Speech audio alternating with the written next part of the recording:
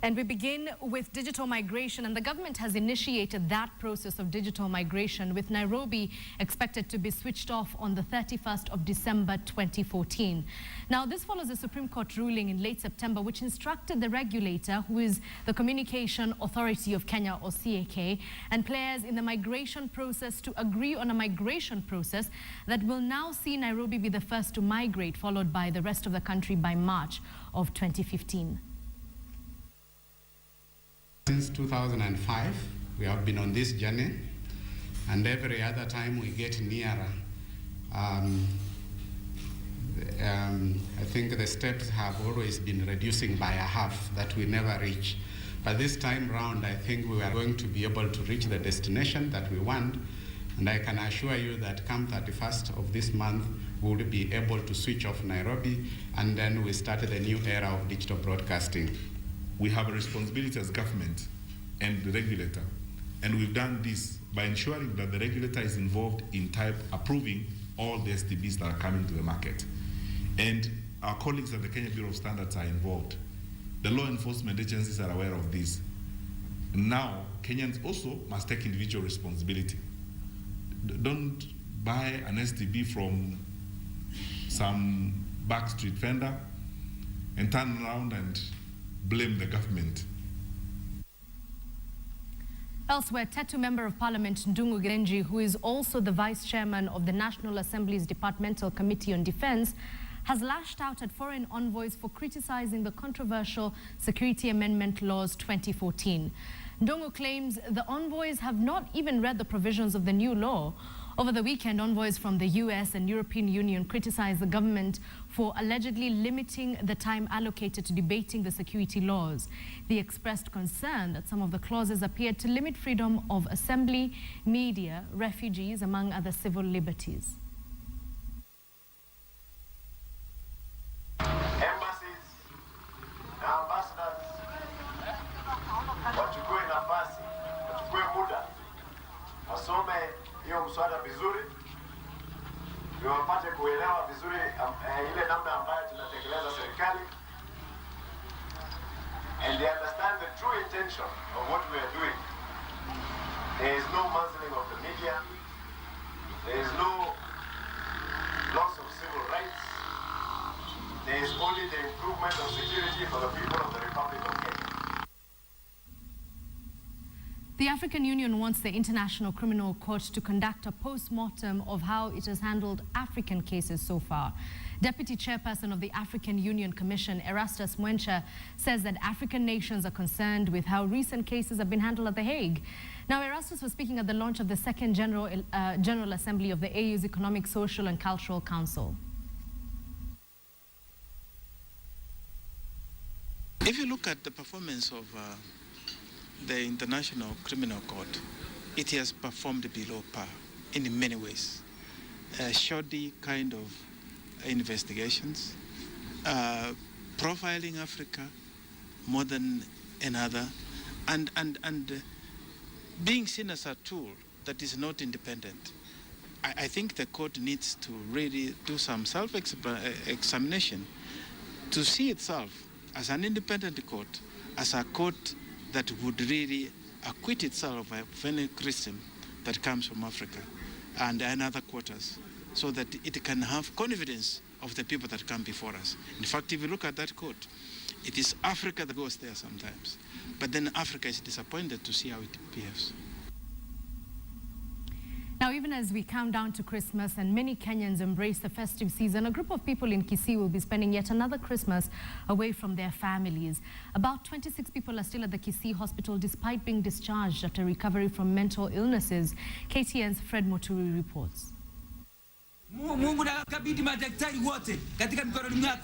As with any such health institution, this mental unit is not without its share of patients being abandoned. The Kisii Teaching and Referral Hospital has for years been home to abandoned patients, some people who no longer need to be here. According to hospital records, there are sometimes up to 50 patients in this unit that has a capacity of only 20 beds. Currently, there are at least 26 abandoned patients here. The facility introduced the option of open wards where family members are allowed to stay with their sick relatives. Some family members stay for only a few days and then vanish. I have on a larger picture, mental illness has not been fully accepted in Kisii community. It is highly stigmatized.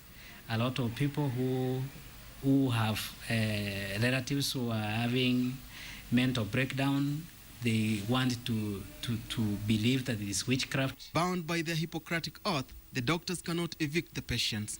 Baba yangu alikufa 1996. Pia my mom alikufa 1993. Wote walikufa sina wazazi. Sasa nakwanga tu hapa hospitali tu nakwanga wanakuja my aunties wananiona kidogo, my uncles wananiona wanatoroka. Mimi nashindwa sasa maisha gani nitakaa katika hii ward. The community regards the mentally challenged people as a bad omen. This compounds the challenge of integrating them back into society. So you find those who recover, who need to join the family members at home, are left with us, where relatives want even to disown that those are not their kin. Kulikuwa na mwanadada alikuwa Kisii, akakuwa mgonjwa na hiyo shida ya mental, akakuwa kwa ward karibu mwaka mzima. Bwanake alimutoroka, akamleta hospitali, akamwacha huko, ikanibidi nikamchukua mpaka kwao. In special circumstances, the hospital has waived charges for some of these patients. It, however, requires the involvement of the provincial administration. This has, however, also raised other issues. The ladies usually they walk around, they are never accepted, so they get unnecessary pregnancies and they get babies who don't have care themselves. They have nobody to care for them, and they create more problems. Most of those who are discharged seldom return for follow-up medical visits. Because they are not accepted, they are never followed for clinic, because we usually give them follow-ups. Some don't even get a fund of coming to the clinic to visit the hospital as it is indicated. George Mugo, a project coordinator with the Social Life organization that majors in community psychiatry, said his organization has offered to pay the National Hospital insurance for all the mentally challenged individuals here. I'm supporting them to pay the NHIF, and we have also from Kisii we're going to pick 20. We can ease the burden of the abandonment of these people in the streets and any other place. What remains is for the relatives of these patients to avoid seeking services of the witch doctors so as to break the stigma associated with the condition and their trigger factors. Fred Muturi, KTN, Kisii. And welcome back to KTN Newsdesk. Let's now have a look at the business where giant French cement manufacturer has filled its slots on the board of the East African Portland Cement Company, EAPCC, as the government reasserts its authority by reappointing Bille as chairman for the next 3 years. The move negates recommendations by a task force appointed by President Uhuru Kenyatta, which found that Portland Cement does not qualify as a state-owned company, and therefore government cannot appoint the chairman of the board. Lafarge owns 42% of Portland, while the National Treasury holds 25%, and the National Social Security Fund has a 27% stake. Now, the government has been citing the combined stake of 52% to declare the firm a parastatal, allowing it to choose the chairman of the board. But the task force appointed said the shares owned by NSSF shares do not belong to the state but to the contributors, a recommendation that shifts power to appoint the chairman to the Lafarge. Now, the government, however, wants Lafarge to dilute its shareholding in Portland Cement because the company has a monopolization stake. The Kenyan industry is given its 59% in Bamburi Cement, which in turn owns 12.5% of Portland. Elsewhere, Tanzania's gross domestic product has expanded by 32% after the state rebased its calculation to incorporate new sectors in the economy, including big discoveries of natural gas. According to the National Bureau of Statistics, its GDP stood at 69.8 trillion Tanzanian shillings after the rebasing, up from a previous estimate of 53 trillion shillings. Farming remains Tanzania's economic mainstay, while tourism, mining, communications, and financial services are the other key sectors. Tanzania has also made big natural gas discoveries, with revenues expected to give a boost to the economy by 2020. The base year for calculations was changed to 2007 from 2001, and the NBS said GDP growth for 2013 was subsequently revised up to 7.3% from 7% previously. The rebasing comes just months after Kenya's rebasing efforts, which saw the country's economy revised up to 25% to $53.4 billion in 2013.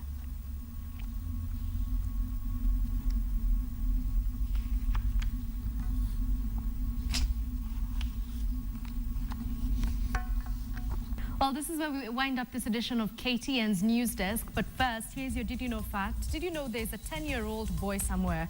His name is Willie Myrick, and he was saved by the gospel. Really, he was. After being abducted from his front yard, he sang the song Every Praise, which is a gospel song, for 3 hours straight. Until his kidnapper finally kicked him out of the car. So he later met the gospel singer who's in charge of this song, Hezekiah Walker, and they sang the song as a duet. How remarkable is that story? Some nice inspiration for you before Christmas. Well, my name is Edith Kimani. Hopefully I'll see you here tomorrow. Same time, same place. Until then, take care and good afternoon.